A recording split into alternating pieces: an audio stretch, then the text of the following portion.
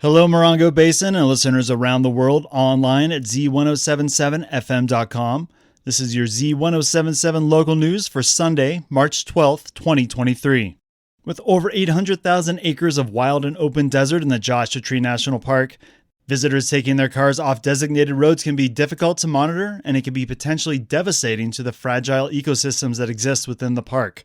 To help with this, the National Park has prepared a grant application for the 2023 California State Parks Off-Highway Motor Vehicle Recreation Division Restoration Grant, or the OHMVR grant for short. Funds awarded would be used to support several projects, including monitoring for invasive vegetation that can come in from illegal off-road driving activities, more law enforcement patrolling, and educating visitors and creating signs to deter vehicles from driving off designated roads.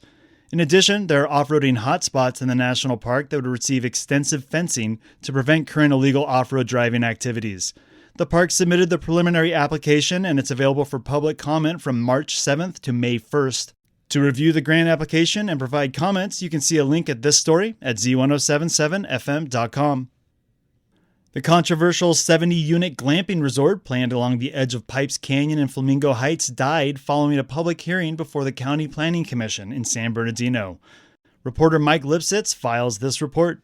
Despite a recommendation for approval from the County Department of Land Use Services, the project was denied without prejudice when no one from the Planning Commission was willing to make a motion to approve a conditional use permit. Without that permit, the project cannot move forward. The developer now has 10 days to appeal that decision to the Board of Supervisors. They may also resubmit the project for approval at a later date. Surely, the Commission's failure to act was influenced by the more than 24 locals who spoke at yesterday's public hearing and the thousands of emails and letters opposing the project already on file. Following the hearing and discussion among the commissioners, Chairman Jonathan Weldy expressed the sensitive and challenging forces at play in this situation where the peace and beauty of the desert attract people here, and it is that attraction that threatens the peace and beauty of the desert. Reporting for Z107.7 News, this is Mike Lipsitz. The Mojave Desert Land Trust has retained and renewed its Land Trust Alliance accreditation, a rigorous process with an organization that helps protect 20 million acres of land across the United States.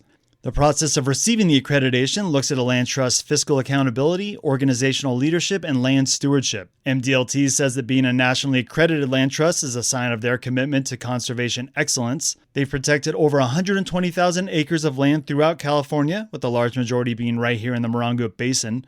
For more information on MDLT and the Land Trust Alliance, you can see a link at this story at our website, z1077fm.com. And that's your local news. You can hear local news 7 times a day, 7 days a week at 7, 8, 9, noon, 4, 5, and 6.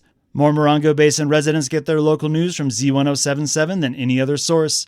Reporting for the Morongo Basin News Leader, the award-winning Z107.7 News, this is Robert Hayden.